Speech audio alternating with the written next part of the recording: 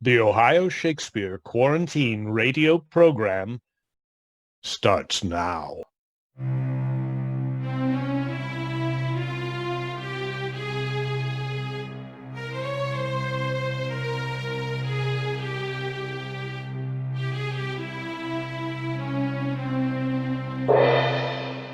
Good evening, everyone. I'm your host, Avon Corto, and welcome to the Ohio Shakespeare Quarantine Radio Program, where we produce original works based on classic stories for your at-home entertainment. So grab your quarantine pal, your favorite adult beverage, or maybe a glass of chocolatey Ovaltine for the kiddos, and settle in for some old-fashioned radio play spookums. Tonight's hard-boiled tale is based on the classic short story by Caroll John Daly, adapted for our radio program by Luke Brett. It is sure to remind us that even a small distraction, no matter how beautiful, can be very dangerous. Joining us tonight from the Ohio Shakespeare Festival Company are Luke Brett as the detective, Jason Leupold as Burton COMBS, Maya Nicholson as Valarie Hymes, Brian Pedaci as James Farrow, and DeLee Cooper as Marion St. James. And now, Ohio Shakespeare Festival presents Part 1 of Caroll John Daly's The False Burton Combs. The year is 1922. We find ourselves in an office in New Bedford, Massachusetts. Certain men with certain problems need a certain kind of man to make them go away. I'm a certain kind of man. I've done lots of business on different types of cases. You see, I'm a kind of a fellow in the center. Not a crook, not a policeman. I'm a private investigator. A character who is one part capable, two parts disposable. A client comes to me usually because I hold less grudges than the police and keep less receipts than your average attorney. And whatever they take me on retainer for is something they'd like to put behind them. As for the man in front of me, his name is Burton COMBS. That's what his card says. He looks like a man with money. Nice brown suit, green bow tie, derby hat resting on his crossed legs. The suit's in good condition, but it doesn't look new, which goes to show he's not wearing it every day, and he's got a closet full at home. I do appreciate you seeing me on such short notice. I only have so much time, you understand. I know the name of your agency, but what did you say your name was again? Smith, I said. That was always a good one. Well, Mr. Smith, I don't like rushing into untoward matters, but I appreciate your time, so I'll come right to the point. I'm being harassed in a dark manner by someone who either wants to threaten or extort me. I'm not sure which, but for the past 3 mornings, I've been receiving these. He leans on my desk and drops a handful of clippings from the New Bedford Marine Journal. I take a look. No articles, just one picture, over and over. I thought I remembered seeing it when it came to print. It was supposed to be Burton COMBS standing next to his hotel magnate father, John B. COMBS. But every clipping had young Burton's head cut out. There were maybe 10 of them, and in every picture Burton's face was just a hole, cut away from the top of his shirt collar to the bottom of his hat. Maybe someone's making a scrapbook, I say. Burton COMBS gave a wax kind of smile. Mr. Smith, I was born yesterday, but not at night. I looked through the clippings again. Born yesterday, but not at night. Well, Mr. COMBS, we can rule out extortion.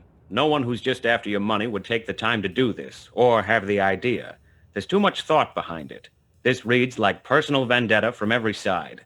Now, is there anyone, or friend of anyone, who's got reason to keep a grudge? Mr. Smith, he says, like I've just asked him to explain the light bulb. I have a lifestyle. A social one, and a competitive one, you understand. I interact with a lot of people, not all of whom interact with me.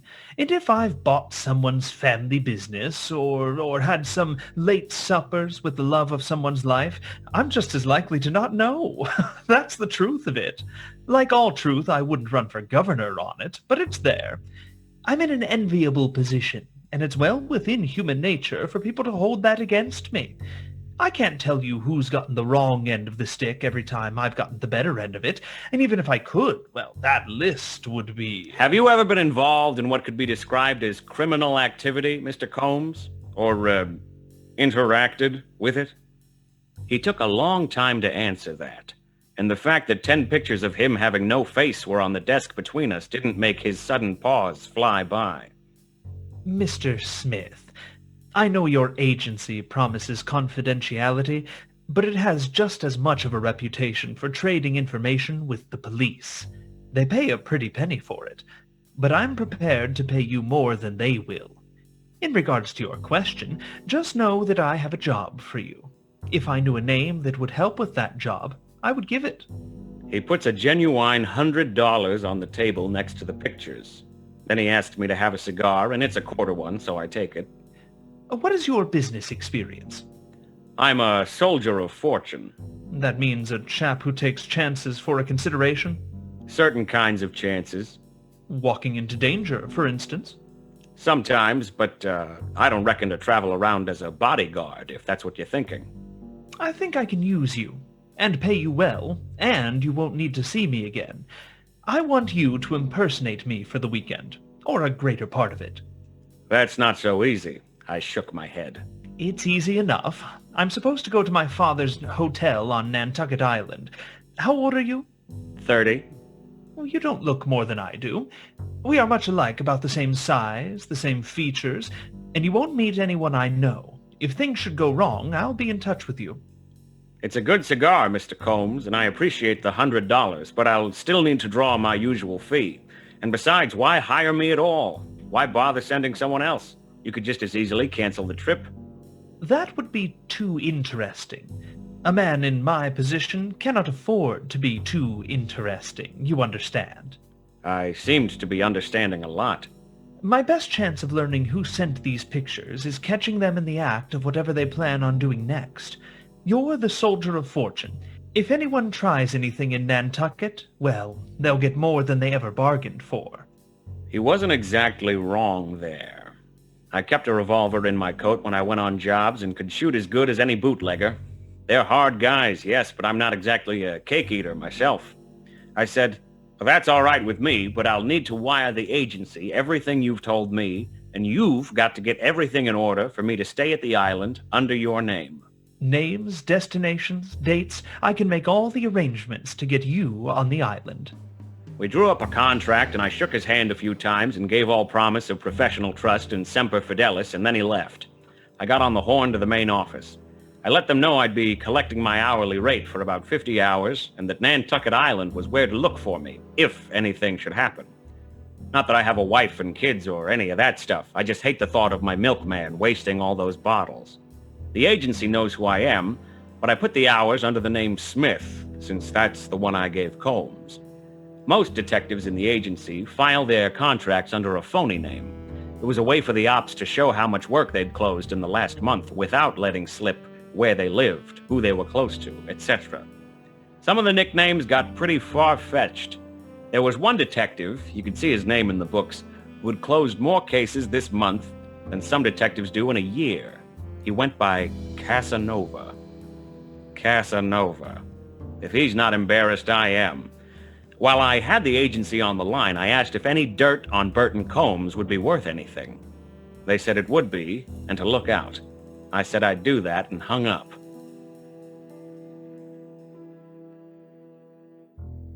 The next morning, through the arrangement of Burton Combs, I was on my way.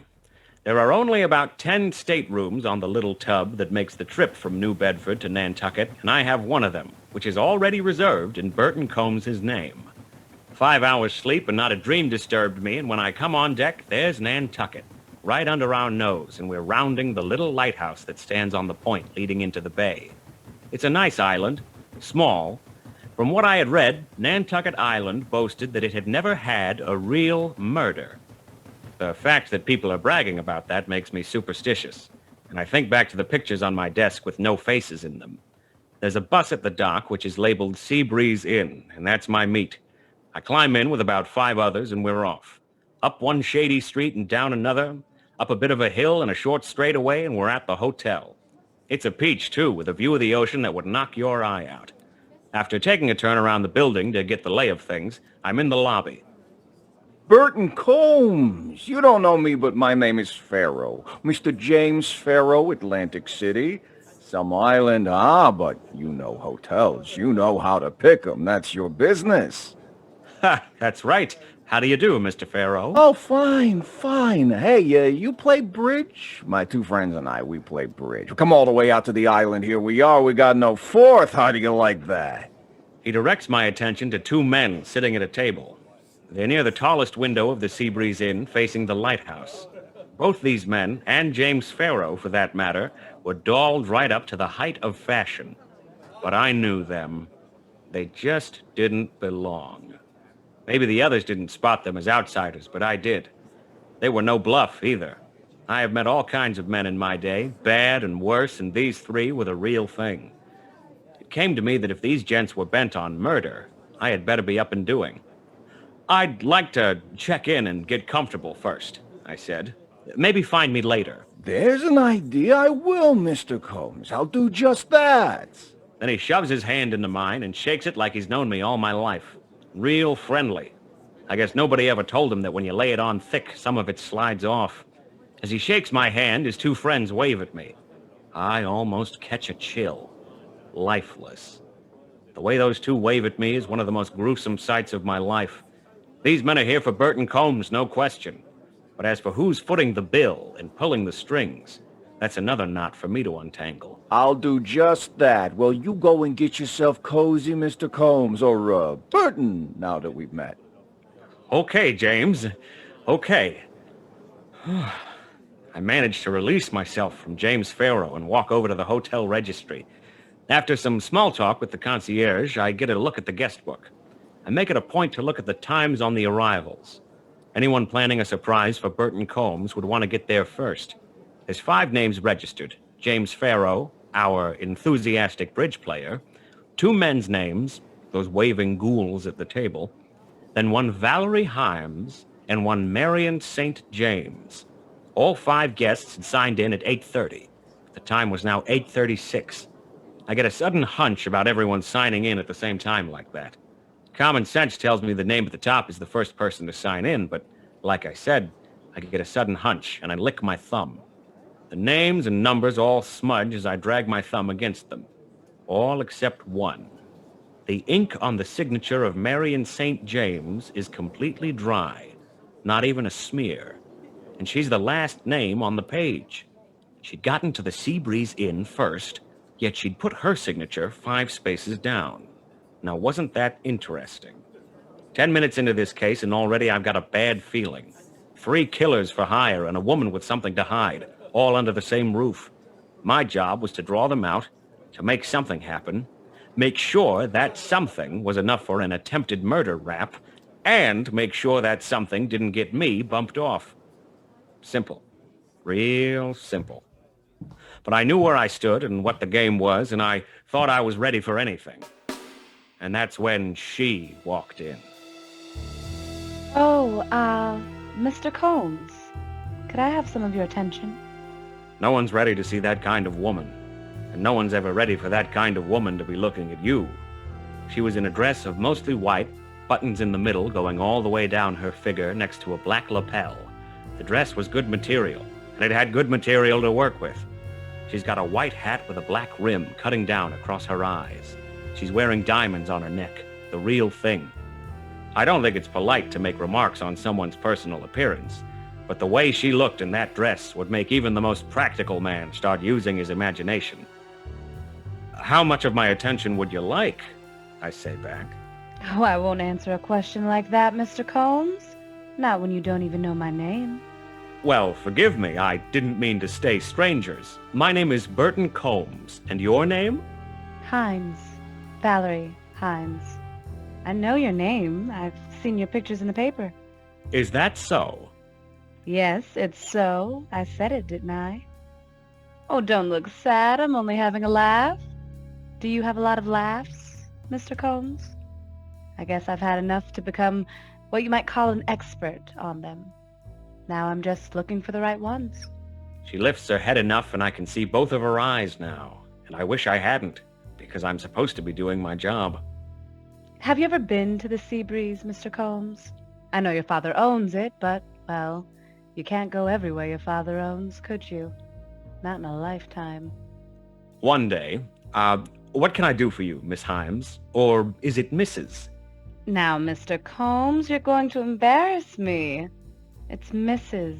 Valarie Hymes. She puts 4 fingers into my palm for a handshake, and as they glide up my wrist, she says, You see, I'm a widow. That explains it. That explains the whole conversation. She was bent on making a match and thought the son of John B. Combs would be quite the pull. I find myself suddenly wondering how long her husband has been deceased, how much he left her with, and whether those diamonds are hers or if they're on loan from Giorgio or some other such character. Oh, I say.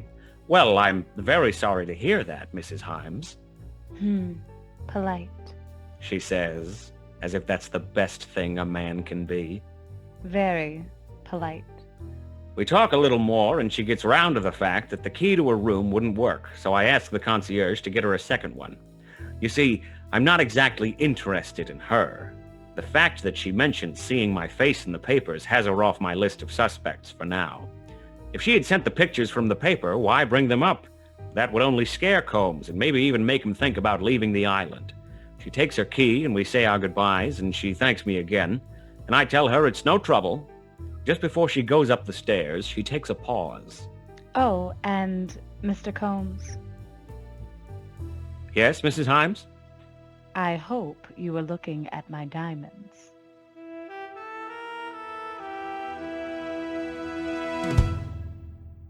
Two hours of being a wealthy man were under my belt, and I was beginning to feel exhausted. Rather than go straight up to my room, I had my bags taken up and took another turn around the hotel grounds. Once I was in my room, I'd have to stay there for a while, and the pieces I had so far weren't much to go off of. Wasting a little time outside might improve my chances of running into Marion St. James, who still has most of my suspicion. Combs had a touring car there at the Seabreeze, a nice little machine, but I stick around the hotel. I'm in less of a rush now, so I can take a look just to take it. There's a fire escape up the south side of the building, which is always handy if you need one. But I really stopped to get a view of the lighthouse. You see, the Sankaty Head Lighthouse is about 60 feet tall and sits on the easternmost point of the island. It had a Fresnel lens and a turning mechanism of brass clockwork, and come night, the light would be passing over the hotel. Any boats passing that side of the island would have some rough shoals to deal with, and the lighthouse was built to keep them away from it, to warn people that danger was coming. I liked that. Maybe it spoke to the kid in me, the part that the job hadn't killed yet. Kids like lighthouses. Anyway, with my hands in my pockets, I head back into the Seabreeze. There in the lobby, I catch sight of what could only be Marion St. James. She's on one of the sofas in a nice pink sundress with a white bow, pink shoes. She's reading, and she doesn't quite see me. Hello, Miss St. James. Liking the hotel? My father owns the Seabreeze. I'd like to inquire on how the guests are, getting along. Oh, it is lovely. Very, very lovely. There is nature and society, both beautiful things.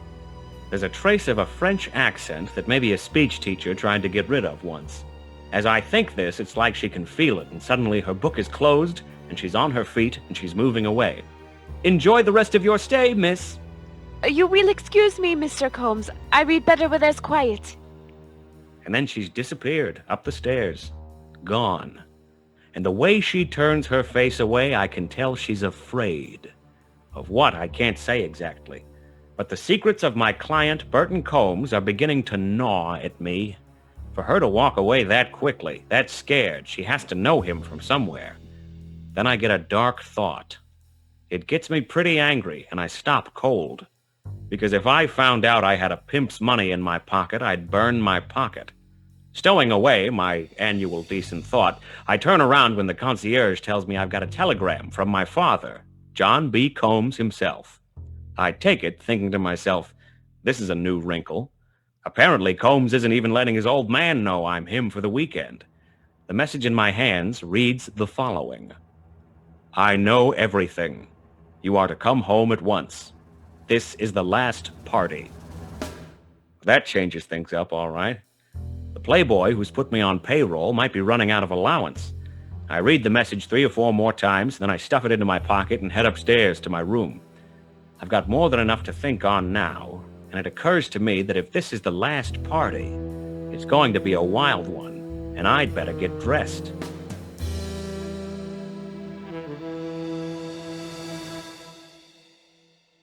When you find yourself getting ready for a party, especially the last one, you have to make sure your soap is up to the task. Our friends at the Macbeth can help with that. Gee, Mabel, my hands are so dry and cracked from all of this hand washing, but yours look so soft. What's your secret? Well, it's no secret, Elma. I use the Macbeth goat's milk soap. Yes, that's right, the Macbeth. It's like Macbeth, but except this one actually gets that damn spot out. That creamy soap with goat's milk and shea butter gets my hands nice and clean without drying them out. Wow, Mabel, that sure sounds swell. But you know, I enjoy an added element of whimsy in the lavatory. Washing my hands 10 times a day can make me feel like a real drip. But Elma, each bar of creamy soap is stamped with a quotation from your favorite books. The Macbeth has soaps with quotes from Shakespeare, Jane Austen, Sherlock Holmes, and more. Plus other great products like lotion, face masks, and tinted lip balms to add a little zing to your jitterbug. Well, Mabel, that sounds like a real humdinger. Where can I get these marvelous soaps? They come directly to you via the postal mail service. The information is coming through the telegraph now. Just give me a moment to translate this Morse code. Just tell your operator to connect you to www.themacbeth.com. That's THEMACBATH.com. That's a mighty funny address. Doesn't even have a street name. It's newfangled. I think you're supposed to yell it from your front porch. Well, I think I've got it. The Macbeth Goat's Milk Soap. Keeping your skin soft and clean with a touch of whimsy. Try it today. And now, the conclusion of Part 1 of The False Burton Combs. It's evening now, several hours and a hot shower later, and I'm standing on the balcony of the Sea Breeze Inn. I'm on my third cigarette, looking out at the waves, at the Sankaty Head Lighthouse, shining its beam across the clouds and the water. Combs has sent me along with luggage full of his suits, so I'm in my glad rags, the neat stuff. It's not a bad feeling, wearing a fine suit, standing on the balcony of a fancy hotel. Of course, I don't forget who I am. It's a spiffy jacket, but it's still got a revolver in the pocket. I think back to the telegram from John B. Combs. I've ripped it up since, but the matter of it stays with me. Maybe Burton Combs had become a target trying to give up whatever he was mixed up in, and the people he'd gotten involved with didn't like it. Gangsters and wealthy men usually didn't have temporary relationships. That wasn't how it worked. But Burton might not have known that, and gotten in over his head. I wasn't sure how useful any of this would be to me, but I couldn't help but thinking the telegram and why I was here were all mixed up together somehow. Mr. Combs? I turned my head slightly, and there, at the other end of the balcony, is Marion St. James. Only she's changed her pink dress for a red one, and has an evening bag on one arm. In the moonlight, she looks... well, it's something, I'll tell you. Do you have... I am sorry to ask, but may I have one of your cigarettes? I don't mind at all, Miss St. James, I say. I move a little closer to the middle of the balcony, and so does she, and now the lighthouse is just in front of us. She's wearing perfume. For a moment, we look out together at the lighthouse, at the night and the waves and the quiet. It's nice. What? All of it. It is cold, your America. Oh? Is it, warmer summer weather where you're from, Miss St. James? She looks at me, then down at the cigarette between her fingers. Not the weather. The people. No one touches one another. You are all in separate jars alone. Always. I miss people being close. I am homesick for it. And then it's the funniest thing. She's right next to me. She's taken a step closer, and maybe I've taken one too. Our cigarettes burn. She puts her head on my shoulder. Now I'm getting even more of that perfume she's got on, and it's got me off track. But not so off track I don't notice that the evening bag on her arm has been swinging. Swinging with every step like it's got something heavy in it. Maybe something iron. I'm slowly putting my arm around her. She snuggles up even closer, and I've almost got my hand on her bag. seconds away from brushing against it to feel what's inside. Her hair falls against my neck for one soft second. And then she's gone. She pushes me away, and she runs off, and I'm by myself in the night, alone and missing her smell. I'm wounded in the shoulder, and I close my eyes. The shock almost sends me down over the balcony. I'm hit, but I'm just grazed.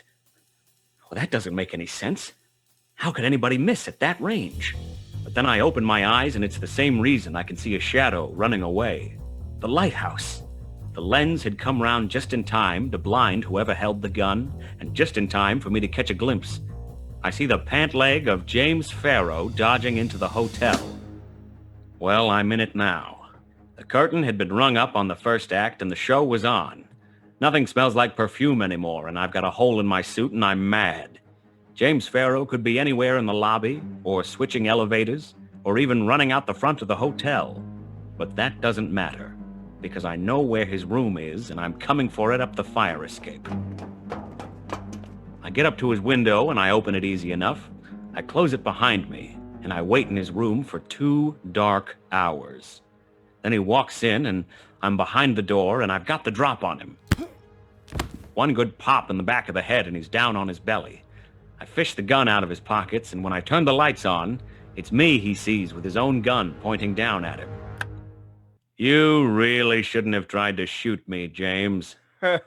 Combs, you rotten cake-eating squid. What's the matter, huh? Can't afford a room of your own, huh? Never mind that. Listen, Farrow. You were bad enough to miss me, but good enough to leave me with a wound. That means I could put one right in your eye and still claim self-defense, but maybe I won't. But you better start talking. Why'd you do it? I'd never heard James Farrow be serious about anything, but he wasn't laughing when he said, You killed my brother. My only brother. He died trying to break jail a few months ago, which is where you sent him, because you couldn't even take the rap for a bootlegging, you cake-eating rat. I ain't done a lot that I can be proud of, but I'll be proud when you die. Is that why you send me those pictures? Huh? The ones at my house? Come on and talk. I don't know what you're talking about, you daisy rat. I just know you're gonna get it. You're gonna get it, Combs. I've found out right then and there that Farrow's got the motive, but he's not my man. So I killed your brother, eh? Well, every man is entitled to his own opinion. Now, I don't know about the killing of your brother, but I'll tell you this, my friend. I come mighty near killing you. I am going to give you until the 6:30 boat tomorrow morning to leave the island. You and those 2 undertakers you travel with. You don't get it, do you, Combs? Men like me don't go away. We just wait. One way or another, you're gonna get it in the belly, and I'm sending you to the bottom of the world, see? I don't want him to know how much that scares me. So before I leave the room, all I say is, yeah? Come and take another poke at me when you feel like losing another gun. A bootlegger, huh? So Combs was a bootlegger. He got into it too hot and he squealed. Okay. I've got to get back to my room. Got to think. Walking around with my bullet hole shoulder to the wall, I get to my room and I shut the door. I put Farrow's gun on the bed. I sit down and get my tie a little... Well, I don't take it off, but I pull on it until I've calmed down. After about 3 or 7 cigarettes, I get my thoughts going. If Combs had been talking to the police, his father would have known about it. His father had probably been the bank behind the attorneys that got him the deal. The main point was, John B. Combs knew everything. He'd even sent it in a telegram. I was just too stupid to believe it. I know everything. You are to come home at once. This is the last party. But if John B. Combs already knew everything, if the criminal trouble wasn't a secret between father and son, why hadn't Burton Combs told him about me? James Farrow hadn't sent those pictures. His 2 goons didn't do it. Valarie Hymes hadn't sent them. She mentioned them in front of me. Marion St. James was a mystery, but that didn't add up either. She'd been careful enough to get to the hotel first, careful enough to stay away from me. Why would she want to ruin all that secrecy with a warning? Then a little bit of the ash falls off my cigarette, and a run of sweat goes cool under my collar. Nobody sent those pictures to Burton COMBS. He'd cut them up on his own. And then I realize why I'm here, but I can't even think it, so I say it out loud. He's going to murder his own father. I had been sent to Nantucket Island as the perfect alibi. Me signing into the hotel at 8:36, me crossing to the island on a boat, staying in a suite reserved in his name. That's why he hires me. Someone who doesn't keep receipts, who never uses a real name. Burton COMBS had played me, and now he had the perfect alibi to kill his father before he cut him off and take everything. He made all the arrangements, and I fell for it. God help me, I fell for it. All because I was too busy feeling like a big shot. A whole life of detective work. Then it's one cigar and two beautiful women, and suddenly I'm ruined. Suddenly I'm thinking I don't live in the world, and that the bad things won't get me like they do everyone else because I've been handed the cigar. After my moment of clarity by Mr. William Shakespeare, it hits me that I can still save John B. COMBS. Hello, front desk. Get a wire to my father in New Bedford, John B. COMBS. Listen, John B. COMBS, right away. It's urgent. I know he's likely in bed by now, but get him out. There's danger, you understand? You've got to warn him of the danger. Don't worry about the cost. Just get him out of bed. And get on the horn to the New Bedford police station. Tell them to call the house and don't stop calling. Don't stop calling until he picks up, understand? And when he does, call me. And don't stop calling till I pick up. Get a hold of yourself. Yeah, just relax. I can't think if I'm not relaxed. To most people, it would make sense to leave the hotel. I'd done what I could to save the old man. There was no job for me here anymore. I knew it was all a setup. And I'd had at least one serious man promising to murder me. But I couldn't leave. You see, the problem was Burton COMBS. His father was a property man, and if my phone calls and telegrams didn't reach him in time, that meant Burton COMBS would own most of New Bedford. Lock, stock, and barrel. He'd be an important man. No one's willing to stand up to an important man, because the important man owns the factory, or the railroad, or the boats in the harbor. And the important man might have bad friends, but we need him, because John and Jim and Tom all work at the factory. So even if the important man gets worse and the important man's friends get worse, nobody bats an eye. That's all right for now, they figure. He keeps the factory here, and we'll get rid of him one day if we have to. But I've worked as a detective long enough to know the truth, and the truth is this. Once the devil gets his foot in your door, your home is in flames. People like to act as though they can buy time or get him out of the house, but it just isn't so. It means a bad town and dead bodies, and kids getting sick off of bad habits somebody sold them. It's all going to be happening in New Bedford, unless I can get somebody in this hotel to talk, to pit my gun against theirs and win somehow and leave with enough information to put COMBS away before he gets the crown. I spin the chamber in my revolver, so I know I've got 6 shots. Maybe I'm walking into the devil's house. All right. I hear a scream from down the hall, and then someone's running to my door. For the life of me, I don't know if I should open it. I get Farrow's gun in my hand and put my revolver back in my pocket. With the piece behind my back, I open the door.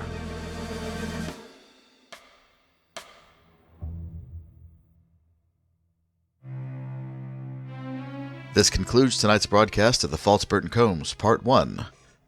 Adapted for our radio production by Luke Brett, from the classic short story by Caroll John Daly. We would also like to recognize Technical Director Buddy Taylor, Managing Director Tess Burgler, Composer and Sound Designer Ethan Korvne, and Trevor Buda for writing and creating the original theme music for the Ohio Shakespeare Quarantine radio program. Ohio Shakespeare is dedicated to creating these all-original classic radio plays throughout the remainder of 2020. Look for them live on our Facebook page each month. You can also listen to them at any time thereafter on our website at www.ohioshakespeare.com. You can also find them at soundcloud.com. These radio plays will remain free to the public, and Ohio Shakespeare will continue to pay our collaborating artists. If you would like to support these efforts, please consider joining our Patreon. All monies raised on our Patreon platform go right back into paying local actors and playwrights to produce these all-original radio productions. Visit www.patreon.com/OhioShakes. That's www.patreon.com/OhioShakes. Thank you for joining us this evening. Tune in next time for Part 2, the exciting conclusion to the story. Until then, this is Avon Corto saying goodnight, but I will leave you with these snippets from next week's episode. You're a criminal. Don't be that way. I've got just one question in particular, Mr. Combs. You? Yeah, me. I got a new gun for you. Oh, what are we gonna do, Mr. Combs? What are we gonna do? If it comes to shooting, I'll take care of that end of things. It's all glass shards and deafness as my windshield becomes a firecracker all around me. All I'm gonna tell you is I can hurt a man.